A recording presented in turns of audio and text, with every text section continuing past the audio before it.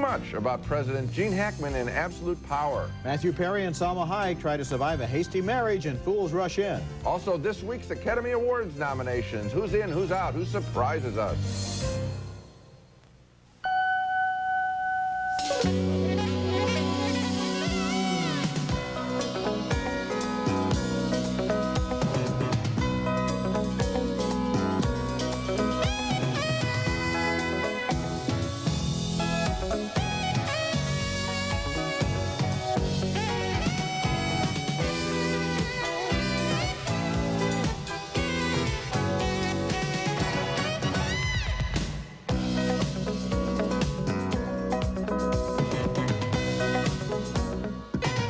This person, they go in the front door, and then they go out a window and down a rope in the middle of the night. Now, if I could do something like that, I'd be the star of my AARP meetings. Clint Eastwood plays a master thief who gets in over his head when he tangles with the President of the United States in Absolute Power, and that's one of the new films we'll be reviewing this week on Siskel and Ebert, along with our take on the surprises in the Oscar nomination list. I'm Roger Ebert of the Chicago Sun-Times. And I'm Gene Siskel of the Chicago Tribune. Our first film is Absolute Power, directed and starring Clint Eastwood, co-starring Gene Hackman, Ed Harris, and Judy Davis. Those are heavy-duty actors in a trivial and tasteless and totally unbelievable action picture.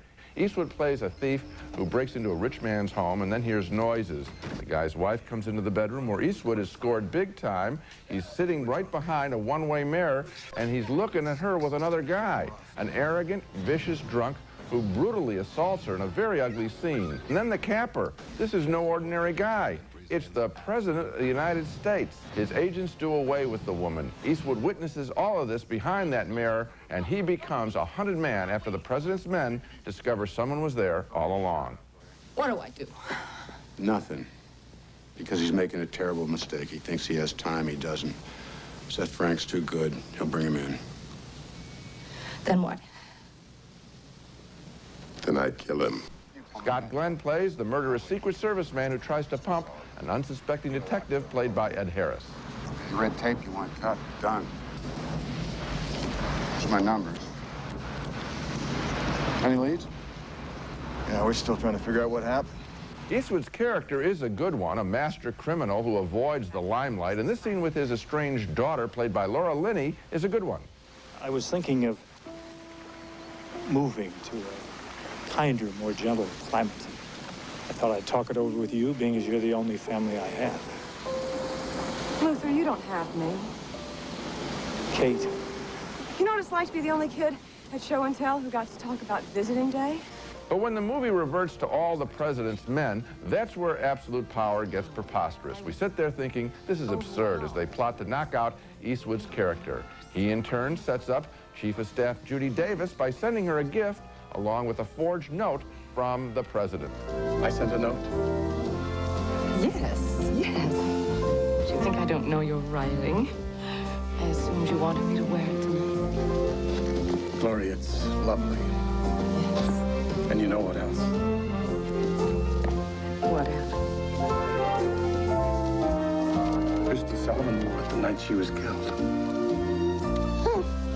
I would have liked to have seen Clint Eastwood's character appear in a better, more credible story. It's a good character. I think he's wasted in Absolute Power. This is one of the best movies Clint Eastwood has made, and it's a fabulous thriller. It works from beginning to end, and one of the best things about it is that the characters work as human beings. The relationship between the father and the daughter, that really works. I said the way so, too. The way the cop has a relationship with the daughter, the way the Secret Service man, who you call murderous, actually has twinges of conscience and cannot go through with this entire program. The way the Somebody chief of dies, staff, somebody's murdered. Somebody is murdered, but Yeah. I'm talking about the payoff. That which, was a description of murderous. well, but you say he's murderous at that point. He's not murderous anymore at that point. This is a thriller about a bad, mean drunk who does bad things and has to pay the consequence for it. And I'm telling you that when I watch... What do we want, more good taste in our thrillers?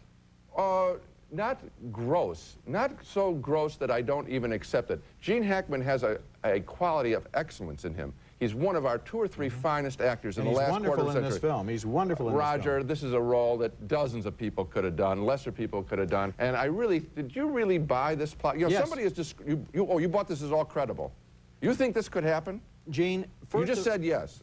first of all, yes. I mean, if you look at Oliver North and if you look at some of these other things, of course something like this could happen. Yes, of course it could. And I've seen another critic describe this film as a comedy because it's so preposterous. I've seen a lot of critics describe it as one of Eastwood's best work. Why don't we just compare our notes? Okay. That's what you want to do. Okay, next movie. Our next movie is That Darn Cat, a remake of a 1965 Disney comedy about a cat that leads the FBI. Talk about movies that aren't credible. It leads the FBI and its young owner to the solution of a crime. The movie stars Christina Ricci from the Addams Family as a 16-year-old who thinks she has info on the kidnapping of a local maid. She tells FBI agent Dougie Doug that the important new evidence was turned up by her cat, named DC. Look, this is what I got off my cat, okay? Look and see. It says help on the back. I think it's from her.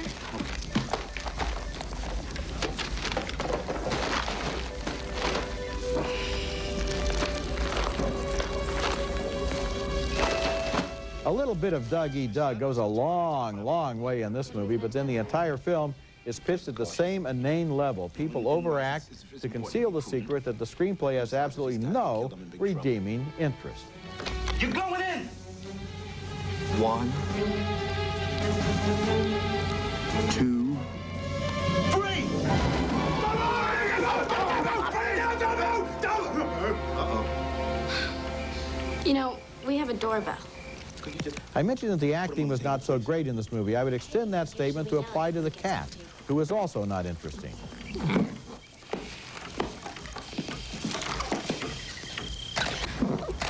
There are countless shots in this movie where DC the cat and its feline friends are allegedly participating in the plot, and in every one of them, I sense the presence of cat food just outside the edge of the frame. Even then, DC looked annoyed and impatient most of the time, and since I had to watch the movie, I could identify with that. Oh, ridiculous. The cat basically, what's the most He common runs injury? around. He runs across a ledge. Yeah. That's it, yeah. because they couldn't get a performance out of it. And then, did you notice the cat? She always has to lug him around. The cat will sit there and she'll pick him up and walk around while ascribing thoughts to the cat, while the cat looks like it just wants to be put down. And Dougie Doug, let's get into why a little of him goes a long way. Because he's doing a bug-eyed performance that's 60 years old when it comes from an African-American today, right? Well, I'm not. Oh. We can talk about that because I think he has the right to do any comedy. He has the right to do any comedy, and we have the right to say, hey, you're sending off echoes of unhappy stuff. One of the things I hated, didn't you could think of it that way. One of the things that I didn't like was the last 30 or 40 minutes of the movie. I swear maybe it was the last hour of the movie, I don't know, which consisted of an endless chase scene, which, as far as I could tell, was pointless. We've spent too much time on That Darn Cat. Coming up next, Matthew Perry is a New York businessman who shares a sweet night with a Mexican-American woman in Las Vegas, and it leads to marriage in Fools Rush In. You're married? The one with the body? I do not believe these kids have a clue what they are getting themselves into. I couldn't agree with you more. Really? I happen to think that it's terribly romantic. Opposites attracting is a traditional theme of movie romances, and it's the premise of our next film, Fools Rush In. Manhattan nightclub developer Matthew Perry, after being transferred to Vegas, has a fling with pretty Salma Hayek. She believes fate brought them together. He doesn't. No. I think if a guy gets hit by a bus, it's because he wasn't looking, not because of some master plan. So you don't think that it was fate that you were standing in this line when I got off the phone? Fate? No. No, I think it was more of a bladder thing. Meeting again months after their one-night stand, she tells them she's pregnant. I have always believed in a woman's right to choose. That's good, because I choose to keep this baby. Oh. Many of the laughs play into stereotypes as the lovers meet each other's parents and friends. First, Matthew Perry meets his new relatives and Salma Hayek's former fiancé. Alex, this is Chuy. He's a very good friend of the family. We grew up together. Chewie, hi. Luke Skywalker. How are you?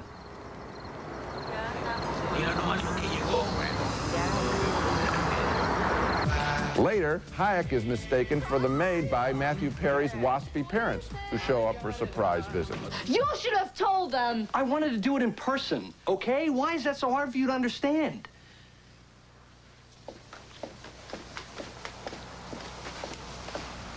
Well, here's your big chance. Actually, I found the lovers more attractive and fresher than any of their adventures in this sitcom. I liked them individually as characters, but thought of the truly bright writing of, say, the romance in Jerry Maguire, and found Fools Rush In wanting by comparison. It wasn't written as smart. This is a mixed review, but I was as disappointed as much as I was entertained by Fools Rush In. I know what you're talking about, and yet I'm giving it thumbs up because the two of them were charming, and also because I like the families. I like the two mothers in particular, especially the Mexican mother, who has a lot of common sense on her side.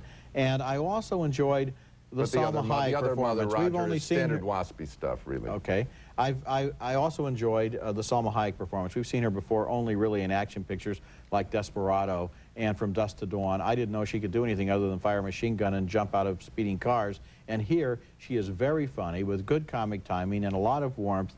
And it sold the whole thing to me. As far as I was concerned, it worked as a romance. This is where I think we differ sometimes, and I get frustrated with you as you were frustrated with me a little while ago, and that is I think you're too easy on this picture. You know what I'm talking about. Jerry Maguire, obviously one of the best films of the year, written smart. There's a continuum here. Jerry Maguire is here.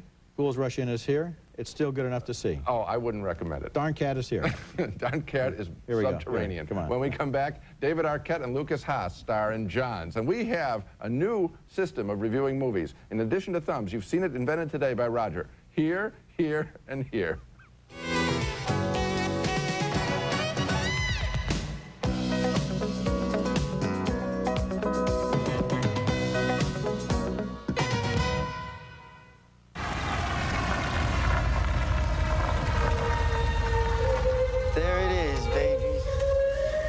Mr. John's last day. Come on, John. Those are two male hustlers working Santa Monica Boulevard in Los Angeles in Johns, a moody and atmospheric new film about the struggle to survive in the sexual underworld. David Arquette stars there as John, a more experienced operator who has taken on Lucas Haas as sort of a protege. The first thing I do is I ask them if they are in any way affiliated with the LA Police Department. Right. I still don't see why I got to do that, son. I mean, they're not going to say get it on the record. What record? The record. It's legal. How do you know so much about the law? I date a lot of lawyers, man. I know.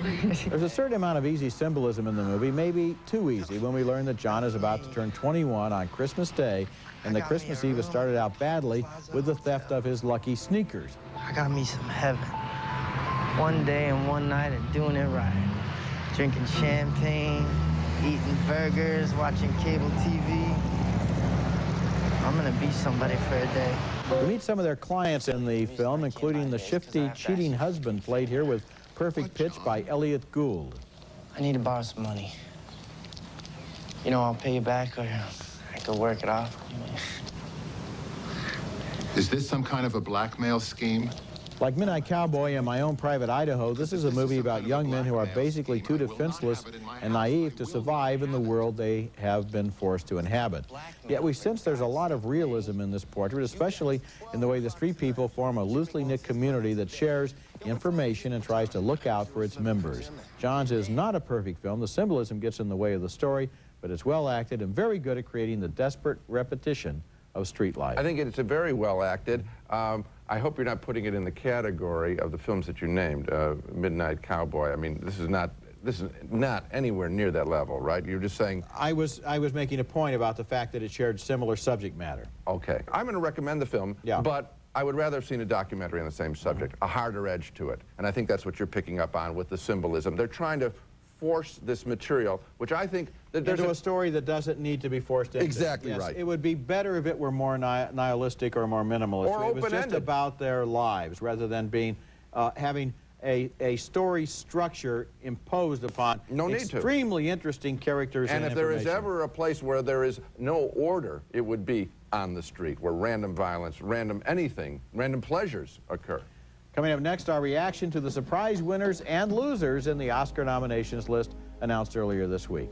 Time and time again, I've said that I don't care. Annual Academy Awards were announced this week, and as always, there were some big surprises among both the lucky nominees and the not-so-lucky who were shut out. The biggest surprise loser had to be Madonna, not nominated for her performance in Evita. All my words desert me, so anyone can hurt me, and they do. What explains the omission? She was absolutely convincing in the role, but the movie doesn't take a hard enough look at who Eva Peron really was. Additionally, Madonna may have really stepped in it, and back in December, at the London premiere of Evita, she said she did expect to get a nomination. And finally, maybe the Actors Branch thought her role wasn't that tough because she's a singer, and without dialogue, that's not acting. I think they're wrong. I think they were also wrong about Courtney Love. She's had drug problems, they may have thought, so her character in The People vs. Larry Flint has drug problems. That's not acting. I think that is a big mistake. The Actors Branch doesn't realize that these are not documentaries that are being shot. These are performances. So the headline is, rock stars lose. And actually, of the two performances, Courtney Love's was the tougher one, in my opinion. Yes, that's the one I would have voted for. Well, the biggest surprise of all this year was how good most of the nominations really were, but there were some exceptions, and I was especially disappointed in the nominations in the documentary category. Now, Gene and I, have complained for years that the selections in this category are hopelessly out of date. After the scandal over the failure to nominate Hoop Dreams, the Academy made some reforms, but again this year, the list of nominations inexcusably fails to include the year's best and most successful documentaries. No nomination, for example, for Paradise Lost, The Child Murders at Robin Hood Hills, which was the year's most talked about doc. No nomination for Al Pacino's Looking for Richard, a brilliant piece about acting, which was on Gene's top 10 list. No nomination for Microcosmos, with its breathtaking up-close photography of the insect world. And no nomination for A Perfect Candidate, the searing look at the Virginia senatorial race between Charles Robb and Oliver North. Did the documentary committee see these films? Why did they exclude them? How could they exclude them? Why do they continue their obsessive tilt towards safe, educational films that are far, far from the cutting edge of contemporary documentary filmmaking? What does it take to send these people a wake-up call? You know what? They resent the success of documentary films. These are people that toil in the shadows of the big boys, okay? And when one of their members gets out, breaks out, and makes it, they resent them, and they charge it against them, and they think, well, they already got the box office, so we're not going to give them an award. And that's biased, it's wrong, it's not rewarding excellence, and frankly, probably they should simply cut this documentary committee apart and let people nominate whatever they want to. Let the whole branch nominate them, okay? If there were a documentary branch, which is another issue. Coming up next, surprise inclusions on the Oscar nominations list. What delighted Gene and me most about this year's selections when we come back. We were surprised we're not nominated for this year's Oscar race. Now let's talk about people who we are pleasantly surprised were nominated. At the top of my list is Billy Bob Thornton, who wrote, directed, and starred in Sling Blade, and who got nominated both for his acting and for his screenplay. It's a completely original piece of work, the creation of this character who talks and thinks oddly, but who we come to care for a great deal. They said I wasn't right in the head, so they put me there in a nervous hospital instead of putting me in jail. They let you out? Yeah. How come? They told me I was well. Had to turn me loose. In my newspaper review of Sling Blade, I wrote, if there were the slightest justice and curiosity in the Academy Award process, Thornton's work would get a nomination. Well, I guess there was justice, and I guess there was curiosity because it did get nominated, and that's great because it will allow more people to see this special and powerful motion picture. And he can thank videotape for his nomination because this film grossed less than $500,000, and yet the Academy voters saw it on tape. They did their homework. And they should be congratulated. That's a terrific nomination, and so is this one that I really pushed for. William H. Macy, nominated as Best Supporting Actor as the sad sack, heavily in debt car dealer who dreams up an idiotic plot to ransom his wife through his rich father-in-law in Fargo, the year's best film. No, see, they only deal with me. You feel this nervousness on the phone there? They're very... These guys are dangerous. All the more reason. I don't want you... With all due respect, Jerry, I don't want you mucking this up. Actually, I thought William H. Macy deserves to be in the lead category, but I'm delighted he received recognition for playing a loser, the kind of roles that are often overlooked. I've raved about Fargo since it first opened 11 months ago, and William H. Macy's understated, imploding performance as car dealer Jerry Lundegaard is critical to the film's success. Boy, it sure is, and you know, I looked at the movie not long ago again on video. It's when I just hope that the Academy voters, before they just cave in and go with something respectable like English Patient, or Shine, or something sentimental like Shine, just look at Fargo on tape and see that this is exciting, original, dynamic, alive work, and give it a chance. Give a good movie a chance. The performances and the visual look at it. I've already seen a TV commercial that rips off the overhead shot of the snow-filled parking lot. This is a brilliant piece of artistic work. Let's make it win. What else can I say? Now let's get out the pom-poms. Yeah. Okay, let's take another look at the movies we reviewed on this show. A split decision for Absolute Power, the Clint Eastwood thriller. I thought it was smart and suspenseful, one of Eastwood's best. Gene felt there were way too many holes in the ridiculous plot. 2 thumbs down for That Darn Cat, a movie so darn bad that even the darn cat wasn't all that darn entertaining. A split decision on Fools Rush In. I love the energy and chemistry in its offbeat love story. Gene could see too much of the formula, even though he did like the actors. And finally, 2 thumbs up for Jaws and its moody, effective performances by David Arquette and Lucas Haas. That's it for this week. Next week, we'll be back with reviews of more new movies, including Blood and Wine, starring Jack Nicholson and Michael Caine as uneasy partners in a jewel heist. And also, The Empire Strikes Back. That's next week, and until then, the balcony is closed.